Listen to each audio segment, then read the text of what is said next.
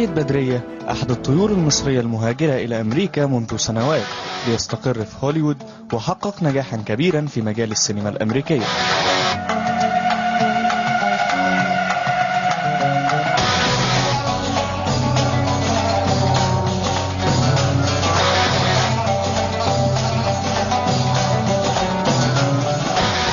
سيد هو ابن محافظة بورسعيد، ومنذ صغره وهو محب للسينما التي يهرب من خلالها إلى عالم الأبطال والأفلام المثيرة، ويجد فيها المخرج الوحيد له من هموم الحياة التي عانى منها وهو طفل بسبب مروره بفترة الحرب من 67 إلى 73 وسوء الأحوال المادية لأسرته. You not the only one had a dream.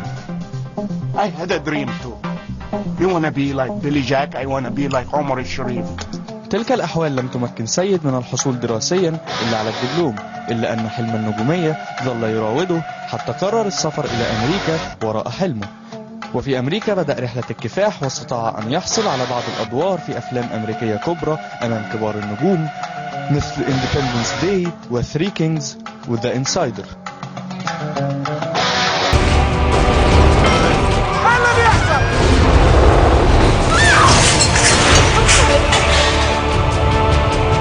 اللي أقوله هنا يمشي، أنا المعلم. أكيليو.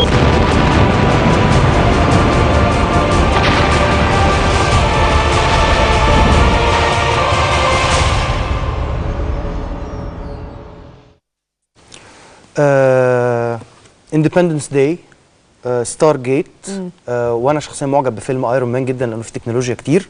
احنا معانا النهارده ممثل مصري ممكن الوش ده تكونوا ما تعرفوهوش في مصر، وده هسأله عنه، ولكن هو بيتقال عليه في الولايات المتحدة الأمريكية طبعا سيد بدرية بيتقال عليه إنه if you want a doctor or a terrorist إذا كنت محتاج لدور طبيب أو لدور إرهابي. وبعد كده غيرت الفكرة دي بالمناسبة. أيوة. أنا عارف ما هنتكلم في الحكاية دي. موجود معانا النهارده في الحلقة، يوم بنرحب بيك. احنا بنرحب بيك جدا. مساء الخير. كالعادة بحيي الشعب العربي والشعب المصري، وبالأخص بحيي شعب بورسعيد ومدينة بورسعيد الباسلة. قشطة عليكم. قشطة عليكم. مصري بورسعيدي أصيل، يعني هوليودي بس الأصل بورسعيدي، ومنورنا هنا النهارده في الحياة اليوم. قول لي بقى حكايتك إيه؟ أنا ببيع الحلم. نجاحي في هوليوود حتى لو أكون صغير بيدي لكل أطفال الحارة والزقة في مصر الحق اللي هم يحلموا. اتربيت فقير في حارة مصرية في بورسعيد جميلة. كل سنة وانتم طيبين. أنا عاوز أكون صريح معاكم، ماشي؟ أنا بوجه الفيديو ده إلى جمهور الأهلي العظيم وإلى أحباب نادي الأهلي العظيم. انتوا نادي عظيم، ما فيش حد يقدر يتكلم في كده، وانتوا من أحسن النوادي في مصر. ولكن أنا بحب النادي المصري ومتعصب للنادي المصري، يعني مفرح للنادي المصري مش بما إني بفرح للنادي المصري إن أنا ده كرهي في النادي الأهلي، لأ، أنا بيعجبني إما أي حد يغلب الأهلي ببقى فرحان، وده من حقي، زي ما من حقك أنت لما تغلب الزمالك وتغلب أي فريق إنك تعمل اللي أنت تعمله. أولا اتشتمنا من النادي الأهلي، اتشتمنا من إكرامي الكبير، اتشتمنا من أحمد شوبير، اشتمنا من كل مذيعين اللي موجودين في مصر بتوع الرياضة للنادي المصري. فبما ان انا اتربيت في النادي المصري واخويا لعب في النادي المصري ودرب في النادي المصري، انا متعصب للنادي المصري. مش معنى كده اللي انت تكرهني، حبك ليا او كرهك ليا ما بتفرقش معايا. لو احنا من حقنا نختلف، بدل من حقنا نختلف. انت يعني انا النهارده شتمت بامي وبابويا وبكل حاجه عشان اني فرحت اللي النادي المصري كسب. لا، من حقي. طول عمري بشوف، انا متربي اللي النادي الاهلي يكون كسبان كل الدوري ويجي بورسعيد ونقطعه. ده اتربيت عليه. فانا مش عشان انت يعني تبقى اهلاوي انك تعاديني ما تفرقش معايا، لانني اولا رزقي عند ربنا هنا في امريكا. ما تفرقش معايا اللي انا اشتغل في مصر ولا ما اشتغل في مصر، مش محتاج اشتغل في مصر. فما فيش حد هيقدر اكمني بدافع على بورسعيد وعلى النادي المصري، محدش يقدر يجي جنبي. وده اللي نجحني، اللي انا مرقعش لحد، اللي انا ما تممش عند حد. ده الشخصية البورسعيدية، الشخصية اللي حاربت في 56، الشخصية اللي هجرت من 68 ل 74، الشخصية اللي جاهدت. هي دي الشخصية اللي احنا تربينا عليها، حبنا للنادي المصري. مش عشان انت اهلاوي تزعل اما انا افرح اما اكسبك 3. لا، انا فرحان. ويعني انا احتراما، النادي الاهلي نادي عظيم، فيعني وما انك تشتمني ما تفرقش معايا، وتشتم بلدي. يعني انتم في يوم من الايام من اللي حصل في الماتش ب 2012 ما كانش في دواء بيوصل لبورسعيد. حاربتوا بورسعيد وما كانش لينا ذنب احنا اللي حصل، ما كانش لينا ذنب، لاننا احنا مش قتالين قتله. بس انتوا حاربتوا بورسعيد وشتمتوا بورسعيد وشتمتوا اهالينا وشتمتوا كل حاجه فينا. فالنهارده اما تخسر ونكسبك ونقطعك 3، عملنا فيكم اللي احنا عاوزينه النهارده. من حق ان انا اقول كده، انا متعصب للنادي المصري.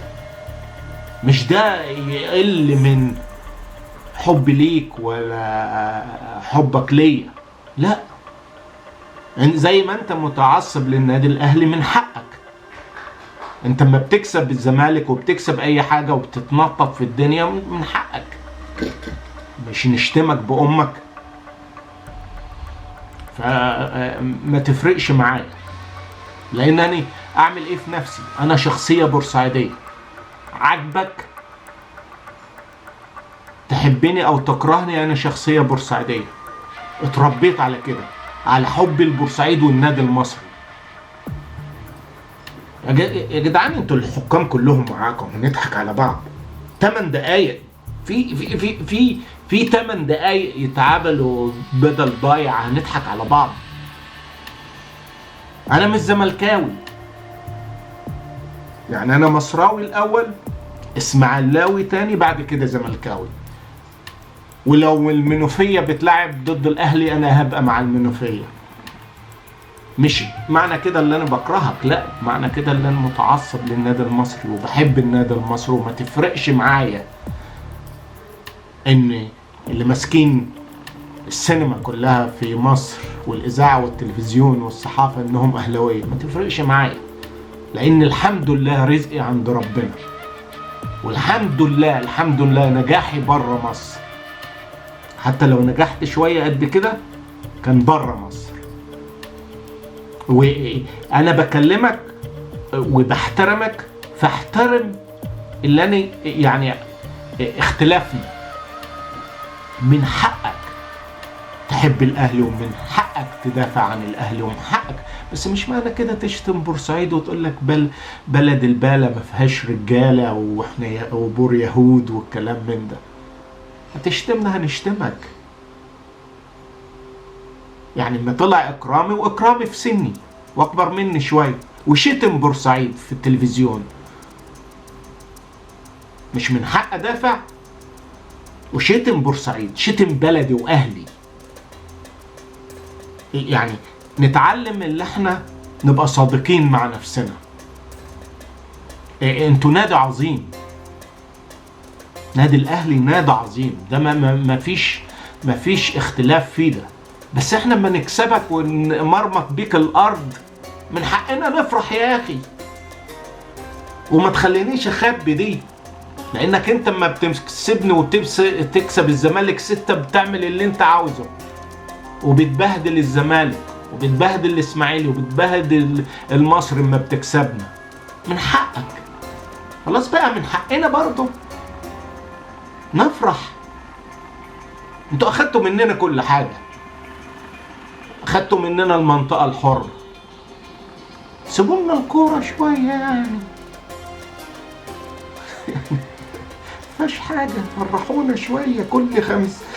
كل 50 سنة نفرح ان الاهلي يبقى شكله وحش كده.